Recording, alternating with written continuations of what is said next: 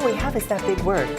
We don't have a lot more detail beyond that. Are they referring to the United States have also abandoned in entirety their nuclear arsenals? North Korea's not talking about just North Korea giving it its nuclear weapons. They're saying we want the entire peninsula nuclear-free. I hope that President Trump will go into this summit, on the one hand, insisting that the North clarify what they mean by their pledge to denuclearize. U.S. Pacific Commander Admiral Harry Harris is being considered as the U.S. ambassador to the Republic of Korea.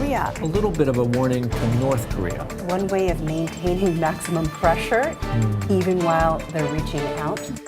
From the Voice of America, this is Washington Talk. Hello, I'm Eun-jung Cho at the VOA headquarters. Welcome to this special edition of Washington Talk on the Inter-Korean Summit. Leaders from South and North Korea agreed to work toward denuclearizing the peninsula and formally ending the Korean War. The historic meeting was filled with friendly gestures, but how much substance was achieved?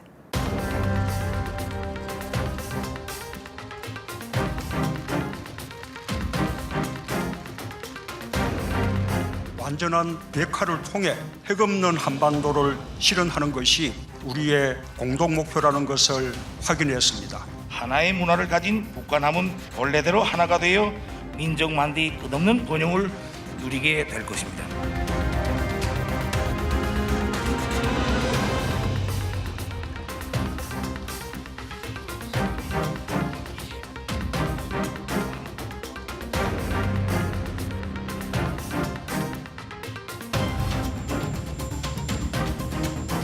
We seek a future of peace, prosperity, and harmony for the whole Korean peninsula. The United States in the past was played like a fiddle. Money going in and nobody knew what was happening. My guest today, Mr. Frank Jannuzi, president of the Mansfield Foundation and former advisor to the Senate Foreign Relations Committee. Also joining us today, Ms. Jean Lee, director of the Korea program at the Wilson Center. Ms. Lee is an award-winning journalist and the first Pyongyang bureau chief for the Associated Press. Welcome to both of you. Good afternoon. Hi, Jean. Let me begin with you. The three-page Panmunjom Declaration is full of big words like peace and ending the war and denuclearization. But when it comes to denuclearization, has there been meaningful progress? That is the big word, and we need to focus on that one because that is the word that is different this time around from the two previous declarations, from the two previous summits. But that's all we have is that big word. We don't have a lot more detail beyond that.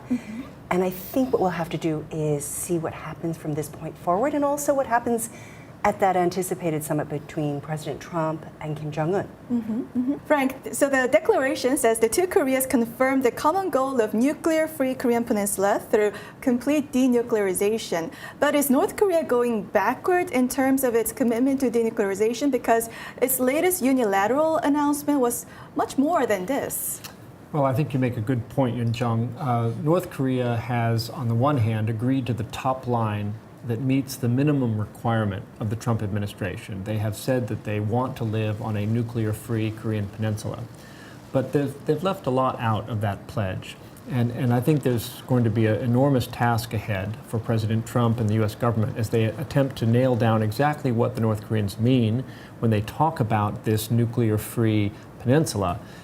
Are they referring to a nuclear-free world in which the United States and all other nuclear powers have also abandoned in entirety their nuclear arsenals? What about the future of nuclear power on the Korean peninsula? So a lot of details do remain to be worked out, but I'm cautiously optimistic that this pledge for peace and denuclearization combined with the small ball approach, the small but meaningful steps that were taken at the summit to reduce tensions and improve communication between the South and the North, I'm cautiously optimistic that this may actually set the stage for a very fruitful Trump-Kim meeting. I think we need to look at what that means, a nuclear weapons-free Korean peninsula, because I think that that's going to be key here. We're not talking, or I should say North Korea's not talking about just North Korea giving it its nuclear weapons. They're saying we want the entire peninsula nuclear-free. South Korea does not have nuclear weapons. It is a signatory to the Nuclear Non-Proliferation Treaty. However, the United States, which does not have to sign on to that, has the capability in the region and has the capability of introducing nuclear weapons into South Korea. And so I think North Korea is looking at that nuclear umbrella, and that is what they refer to when they say a nuclear weapons-free Korean peninsula. Well, it may be, but of course we won't know until we sit down. And for the moment, I think that the United States has shown admirable restraint in essentially saying to the North Koreans, look, we're prepared to listen to you. We're prepared to listen to your concerns about the American security posture. And the United States even took the extraordinary measure of not sending B-52 and B-2 bombers to participate in the annual spring exercises this year. I think that's a signal to the North Koreans that their concerns are going to be addressed in the context of an overall peace and denuclearization deal.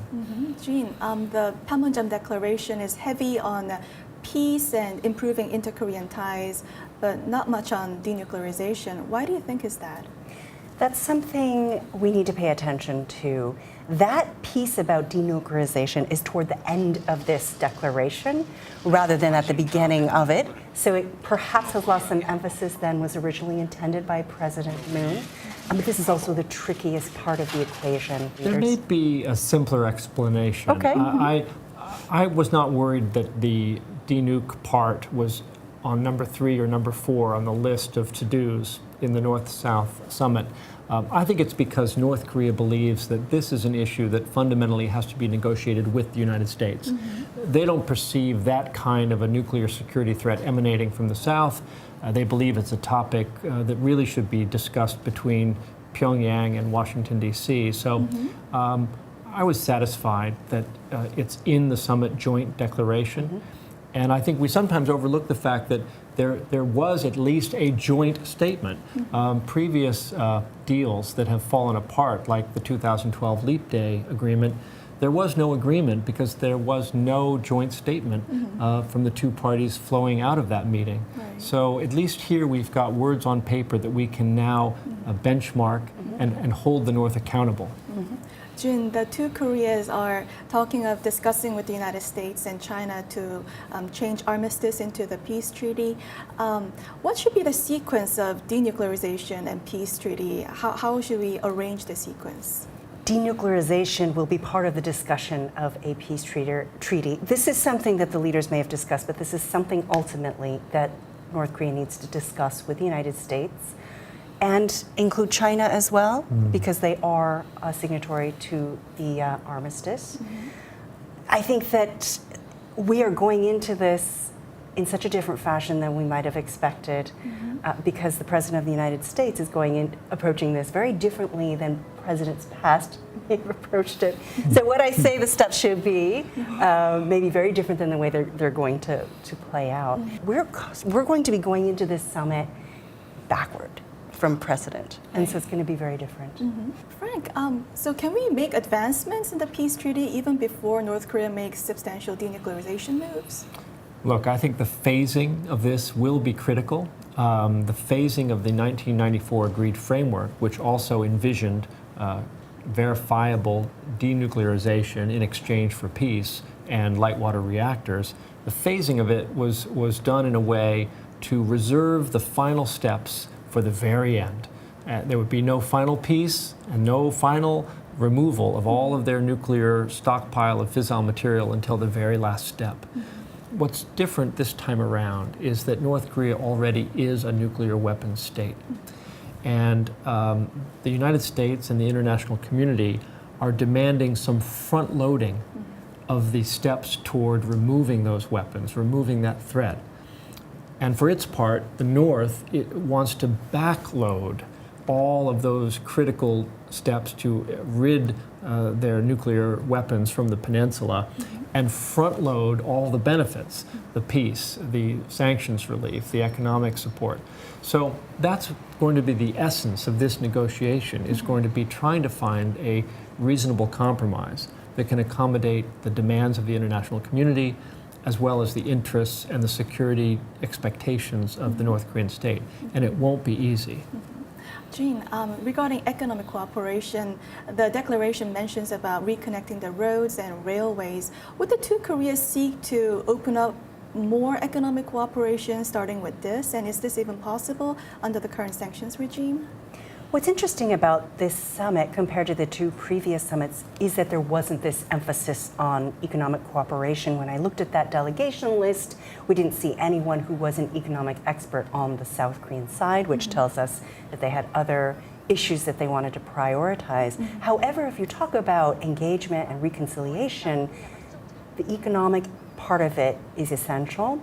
And so it's not surprising that it's in there. However, it is a very different situation now than 11 years ago because of the sanctions that have been imposed both by South Korea following the Cheonan sinking in 2010 and also, of course, by the United Nations. And so that makes that discussion very complicated. And I think that the South Korean side was very careful in broaching that and including it in the declaration because what they don't want is to weaken that their commitment to this campaign of maximum pressure, and that is partly because they need to manage the relationship with the United States as well.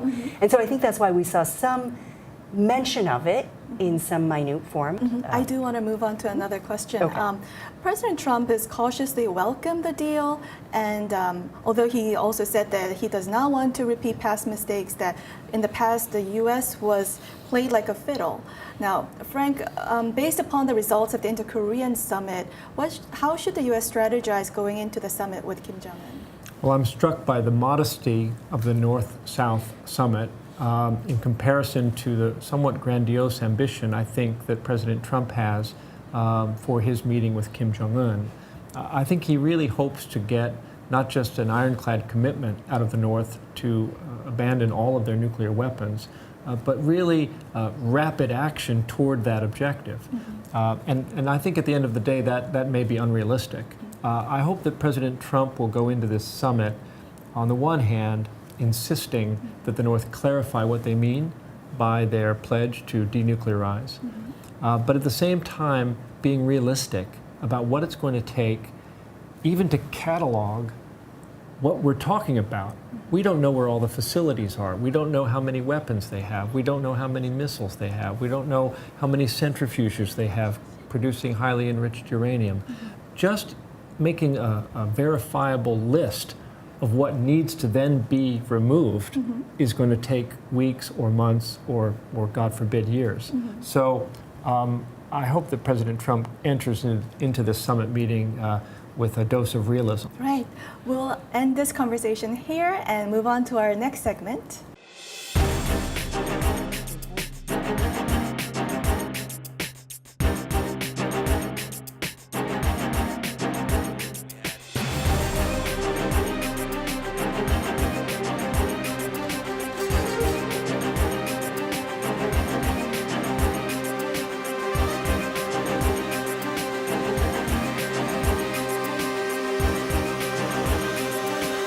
So I'll continue to provide military options to President Trump and Secretary Mattis while doing everything possible to emphasize our desire for peaceful denuclearization on the Korean Peninsula.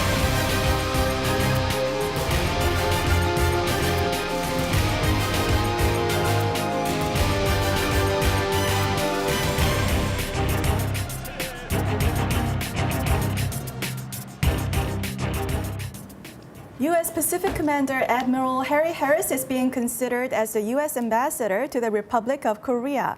Admiral Harris was initially tabbed as the next ambassador to Australia, but the Trump administration now considers posting him to South Korea instead. Admiral Harris previously said North Korea is the biggest threat to Asia and that U.S. must go into a summit with Kim Jong-un with eyes wide open. Now, Frank, Admiral Harris, high-ranking military official, being considered as U.S. ambassador to South Korea, what is the message to North Korea? Well, I've met Admiral Harris. He's an extraordinarily capable flag officer of the U.S. Navy. But he's also a skilled diplomat in his own way. That job of being commander of the Pacific Fleet comes with a lot of diplomacy duties as well. So I think that one of the messages that President Trump may be sending, one is that he likes military men. He finds them decisive. He has surrounded himself with a lot of them, including his Secretary of State. Second message is that the challenge on the peninsula is, for the U.S., principally a security challenge, and he wants an ambassador who understands the reality of that very clearly. And I think the third message is a little bit of a warning to North Korea. We're sending an ambassador who is under no illusions about the North Korean intentions or capabilities, and who's going to work closely with the South Korean government to make sure that they understand that as well. So I think it's an interesting choice, probably a wise choice. Personally, I wish there were a few more civilians in general in senior positions in the Trump administration, but for this job at this time, I think Admiral Harris is a good choice. Jean, this comes at a time when Trump administration is trying out diplomacy with North Korea, yet key posts are filled with those who made hardline comments on North Korea. How should we interpret this? This is perhaps one way of maintaining maximum pressure, even while they're reaching out. But I think the bottom line here is that he feels, as Frank mentioned, comfortable with military figures. He listens to military figures. Whoever is in that position as ambassador is going to be most effective if they have a good connection with President Trump. And so that's what's important. Is it somebody he listens to? Is it somebody whose judgment he trusts? That connection is probably what's most important right now. Frank, Admiral Harris has extensive experience not only on the Korean Peninsula, but also Japan and China. So if he actually is sent out to South Korea, then what would be the impact to the overall policy on Northeast Asia? Yun Jung, you raise a really critical point here, because coordination with our allies as well as with China will be absolutely essential. China has to be a part of any peace agreement. The Japanese have huge equities at stake on the peninsula, and indeed, U.S. forces in Japan are aligned partly to the task of defending Korea against North Korean attacks. So Admiral Harris is known to all of the regional players and trusted by them. So I think this gives him an immediate advantage to hit the ground running as our senior diplomat in Seoul. He's not going to need to introduce himself to Beijing. They already know him very well, and they know the measure of him. They know that he's tough, that he means what he says, that he's going to enforce international norms and rules. I think these will be great assets that he brings to the job.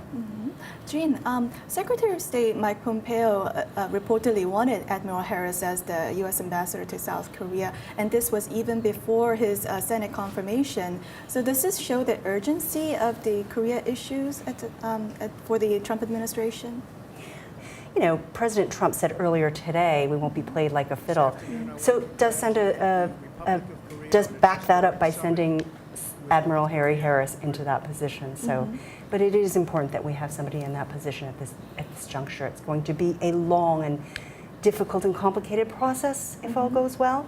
And so we do need to have somebody who's coordinating policy and has the president's ear. Frank, having Admiral Harris as the U.S. ambassador to South Korea, does it mean that if the talks falter, doesn't work out, then the Trump administration will go back considering the preventive strike against North Korea? I think the Trump administration has never taken military action off the table. And I think that they do want an ambassador who is skillful about the logistics challenges, even of evacuating American citizens in the event of a looming crisis. That was one of the issues, apparently, that caused some concern with the previous ambassadorial choice, Victor Cha. I wouldn't read too much into that. I think that the head U.S. diplomat is not going to be the warfighter. That's U.S. Forces Korea's job. But having an officer who is familiar with the challenges of war and the difficult, almost desperately difficult challenge of trying to move 150,000 Americans off the peninsula, God forbid that there should come a conflict, probably gives the Trump administration some comfort that they've chosen the right guy for the job. At least creates the impression that they have somebody who knows how to do all of that and would be on board with all of that. Yeah, exactly. Well, that's all the time we have for this week. Frank, Jean, thank you for joining us. And Jung, thank you. Thank you. And this was Washington Talk from the Voice of America, and I'm Eunjung Cho. Thank you for watching.